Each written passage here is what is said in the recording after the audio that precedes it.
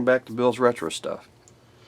And today we're going to discuss the Apple Macintosh IIsi.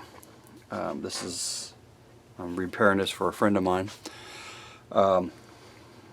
If you have one of these, I would recommend that you get down there and start replacing them caps right away, or you're going to cause a lot of damage, or them caps do a lot of damage. On this, I was lucky that the motherboard itself, I've taken all the caps off and cleaned it up ready for the caps. I've ordered them, they're not in yet. I won't do a video on it because there's videos out there. I like to do videos. I like to look at stuff online and YouTube and stuff and see who's doing videos on what, and that's what I base my videos on. So, but there's a few people that do this that are working on these right here. So they've got a video on how to take the caps off. You can go on YouTube and get all that. No use me telling you how to do it. I do it the same way they do it. I've always done it that way. So, but anyway, let's get back to the SI here. I got lucky and the board, it didn't get much damage. There was electrolytes in there that was on the board, but it didn't chew up any of the traces except for these two right here. They're not really the traces, but they've tarnished the ends. I'm not really going to do anything with that. And this chip right here has a little tarnish here, and which I've cleaned up. But the power supply is another thing. The power supply is one of the major culprits. I've already replaced all the caps on this side except for the 1200 microfarads, which I have them ordered. I don't have 1200s, but I do have all the rest of them, so I've put those in. I don't have, these are the 220 to 200 volt microfarads. I checked them, they're good, they're not leaking. These are the next two. It's a 56 microfarad I don't have, and this is like a 47 at 400 volts, which I don't have. It looks like the caps that are leaking are all the Elenas, or Elena or Elena or whatever. Actually, I think it's upside down. Let's see here now. Let's see here. Yeah, see, so those caps there, you look at the end of them, they're all nasty. This one here lost its pin when I was pulling it out. Okay. So anyway, you need to get to this right away, because what you have another problem here is this little board. There's a little board right here. This little board plugs into here, or well, it gets soldered into here. This board here, don't know what it is, don't really care. Soon it has something to do with telling the computer to turn on and off. But this here gets a lot of damage.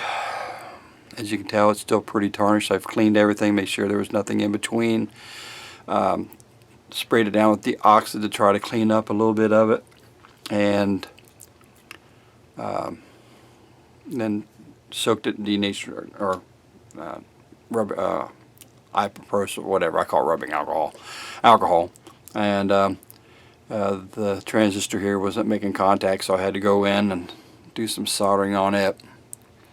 Let's see if I can zoom in here just a little bit. There you go. That'll be a little better now to get down into where you can see it there. So I had to redo that. I've traced everything out. Everything's, all these are going to where they need to go. My only fear is the damage to the traces. You can see where I've taken some of the stuff off. I don't like leaving the traces exposed. There are stuff you can spray the traces. I just won't do that. Don't care. I told them at the time I don't know if it, if it's going to work or if it's going to have any issues. But anyway, regardless on the fact, when the new capacitors come in, I had thought about putting these type of capacitors on. These are the newer style. But I'll just wait and till the new ones come in. I've ordered them. But this board here gets destroyed by those capacitors, and it's just, and it really, these are the, I'm gonna lay my board down. These are the boards here, or the capacitors. Right there we go. So, well, can you focus in on it? Yeah, I've got it zoomed in a little too far. These two right here, it's 100 microfarad at 6.3 volts, and then you've got a 33 microfarad at 25 volts.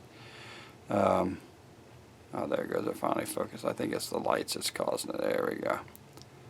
Anyway, this one here, it leaked a little bit, but not anywhere near as much as this one. As you can tell, all the traces, the traces were not traces, but the leads were completely gone. That little square backing plate, I mean, it was just gone.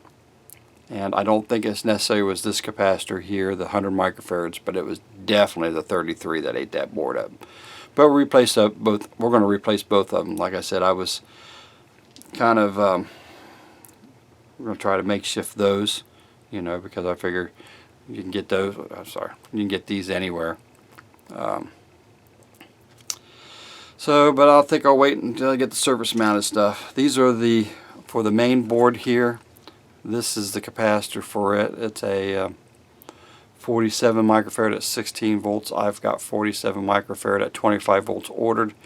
I always try to take it to the next level. So if they say 16, I'll go 25. So if these say 6.3, it'll be 10 or 16. It doesn't make any difference. So, but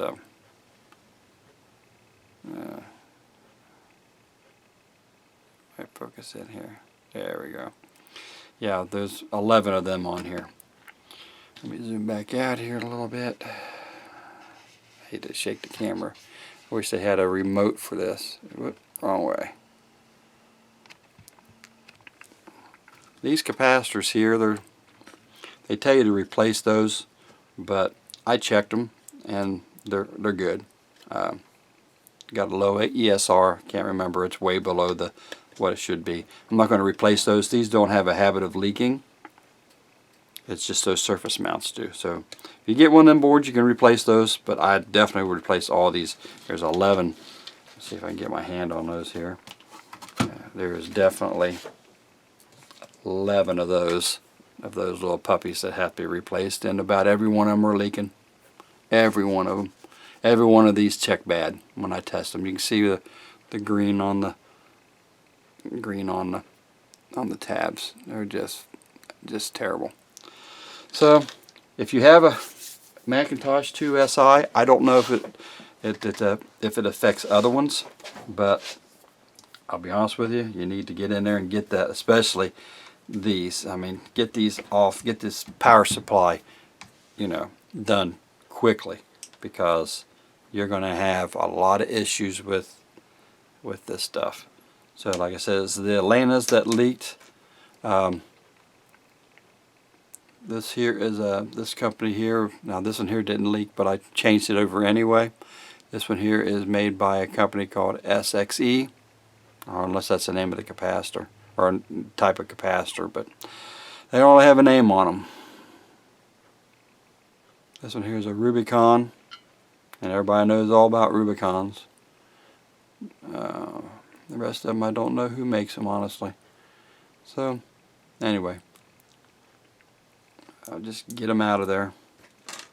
Get them out of there before they tear up the power supply to a point that you're not. Now granted, luckily on the bottom of this was full of electrolytes. It was so hard I had to bathe it. And you can see that it kind of ate some of the things. Got some of the stuff in trace, but they're big enough traces I'm not worried about them.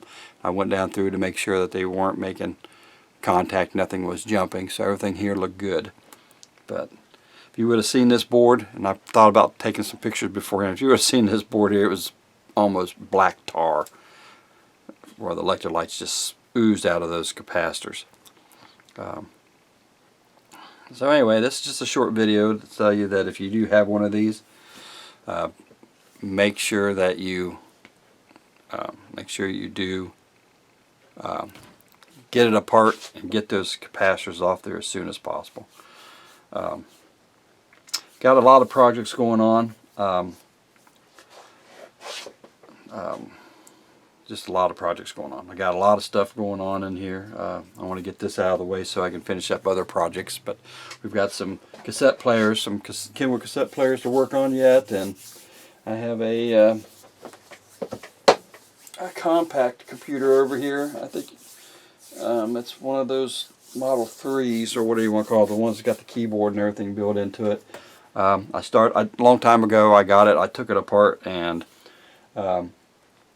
cleaned it up. I had some capacitor issues.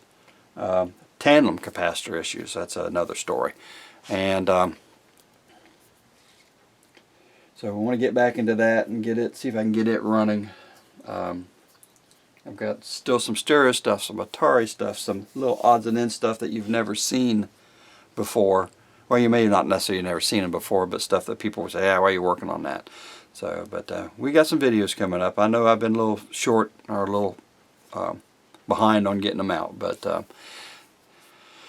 that's all I got to say, and thank you for watching.